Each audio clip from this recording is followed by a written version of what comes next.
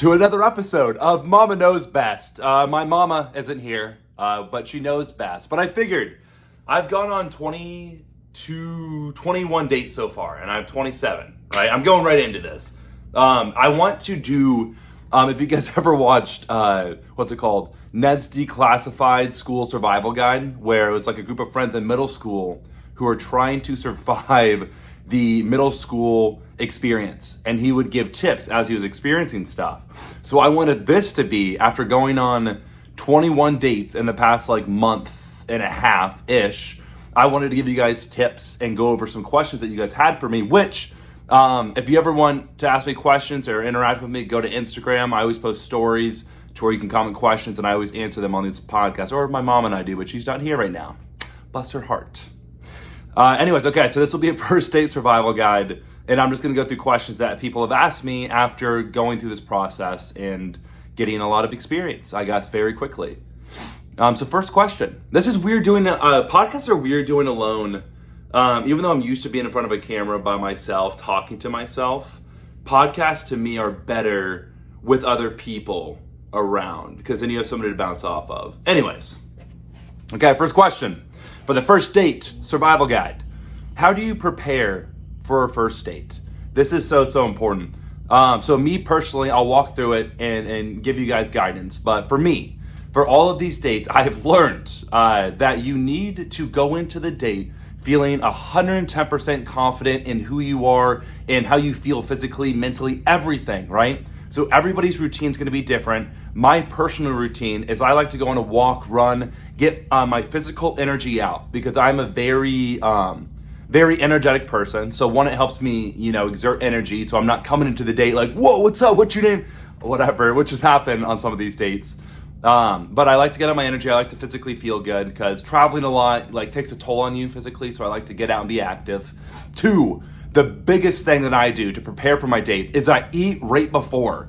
The worst thing, this has happened to me, the worst thing that can happen is you're on a date with somebody and you just get hungry, tired. When I get a little bit hangry, I've realized that about myself. So I get very not short, but I just get very irritated easily. It's okay, I need to eat something. So even if you're going to a lunch or dinner date, even if that literally was your date, I would eat a little something before. Because I will say this, on lunch and dinner dates for a first date survival guide, personally, don't do it, because I don't know if everybody else feels like this, but it's not weird to eat in front of people, but it's especially when you're first meeting somebody, right? You're very alert and you want to talk to them, get to know them. That's hard to do when you're stuffing your face with a quesadilla with sour cream dripping down your chin and trying to listen to the other person and talking. It's just, don't do a lunch or dinner date. If anything, which maybe I'll go into this. So how you should prepare for first date, physically, mentally, spiritually, everything.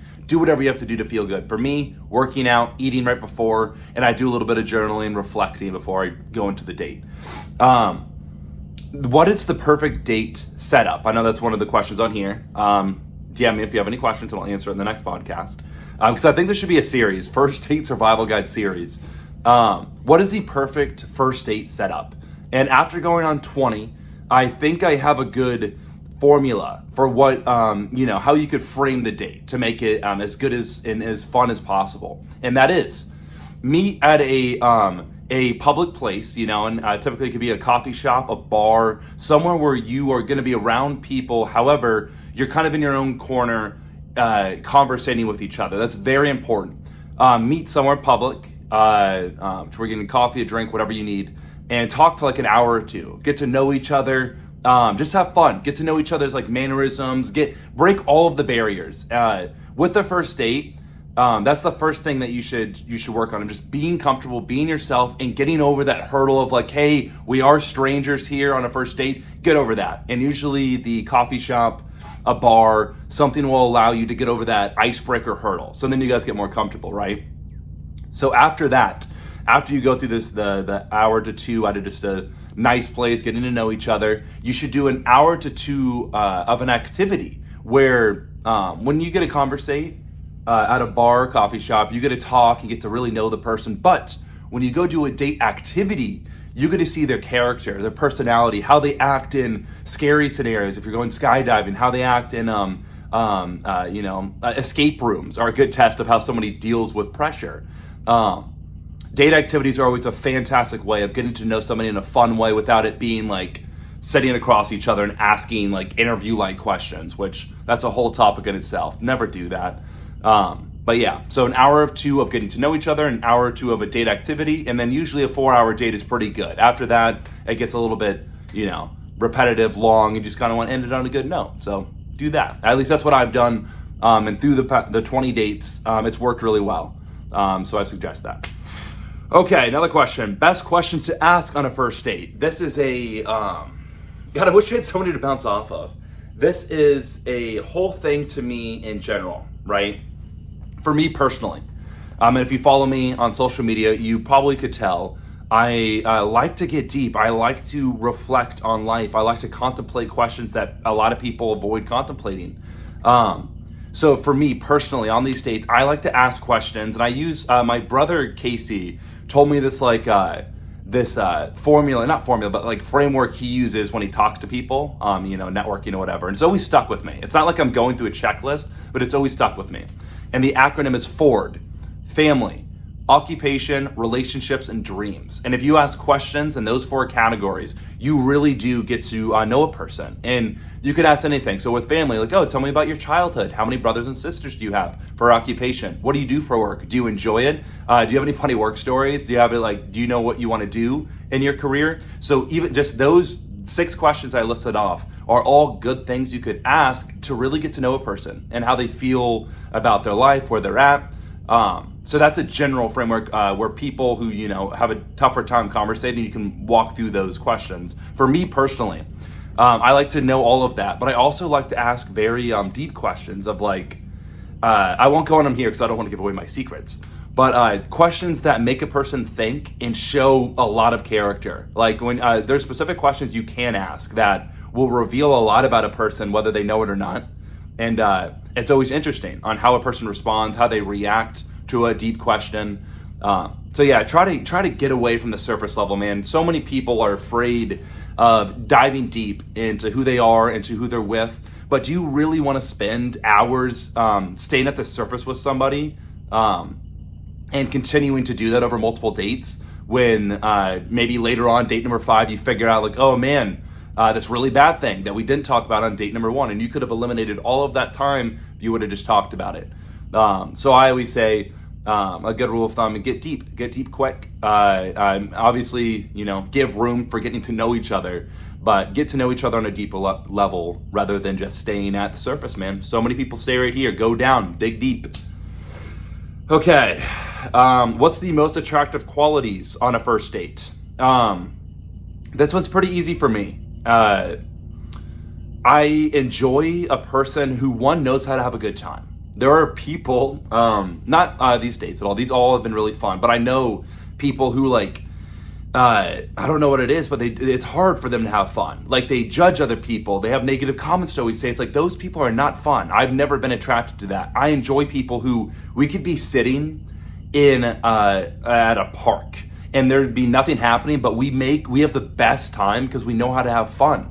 And in order to do that, you have to let yourself go. Let go of your trying to look a certain way, trying to be a certain way, talk a certain way. Just let all of that go and have fun. That's number 1. Number 2, kindness. How you treat, the other person on the date, 1, and then how you treat others. So if you're at a restaurant, how do you treat the waiter? How do you treat people when you're out in public, just engaging with people? That's always a good indicator of somebody's character. And number 3, maybe that's all. I only have those 2, so I'll leave it at that. I probably should do more thinking before I do these. A lot of these podcast guys, hopefully you guys will notice this. It's uncut, it's raw. I don't even edit these, barely. I just talk. I never even think about what I'm going to say, but I just want it to be organic, natural, and what I'm actually thinking, rather than scripting answers or whatever. So hopefully you guys appreciate that. Okay, here's maybe I'll end on this one because I always try to keep them bite-sized podcasts because I know not a lot of people can listen to 30-minute podcasts nowadays. So my mom and I always try to keep these to 10 minutes to 20 minutes. A guy's perspective on first dates. A a lot of people think about dating from the girl's perspective. I'll say that. Like, not a lot of people think about it maybe from the guy's perspective, and I'm here to tell you about it. This could be a whole video in itself. But a guy's perspective going to dates, we are just as nervous and, we want it to go just as good as you do, right? Like, a lot of people think, like, guys just show up to dates and it's like, okay, whatever. Like, no, we're just as nervous going into it. But one thing I'll say is that as a guy, it depends on who asks who on a date. Usually it's the guy asking the girl, right? If it's nice when, girls let guys lead the date of like, hey, we'll be going here. This is what we'll be like, what restaurant we're going to go to. This is what activity we're going to do. And like, let the guy pay for all of it. He invited you on the date. I believe that if you got invited, the guy should pay because he's taking you on a date. And I think it's always nice just to let that happen, right? And what else? So let a guy lead on the date, or at least personally for me, that's always fun because this is my favorite part about dates, especially on these dates that I'm going on. I love surprising people. So on these dates when they have no idea what's about to happen, and I kind of do, I always love to see their reaction. I love keeping people on their toes. So then it's like really fun of like, I always say, I love underselling and over delivering. There'll be times when I go to like a Morgan Wallen concert or a Predators game, and I like to joke around and I say, oh, we're in the nosebleed section, like it's gonna be like we're barely gonna be able to see, but at least we're together, so it's gonna be fun, right? It's always funny because then well, at least for those ones in particular, we had seats that were like in the front row, and so when we're there, like, oh my gosh, this is amazing, and you over deliver on their expectations, which is always funny. But yeah, let a guy lead, let him pay on the first date at least, and it's always nice to offer. I always think that's so sweet.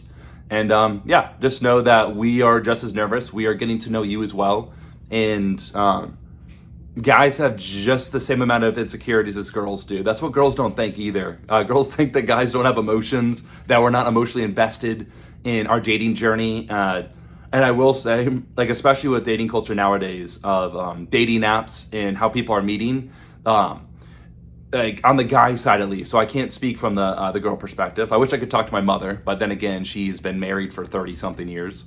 Of guys deal with a lot of rejection, and some guys I think like take that into their dates of like they're almost afraid to open up and to be like as open as you need to be. Because for me personally, this is always not a goal, but I keep it in the back of my head of in order to build a relationship with somebody, you have to be vulnerable.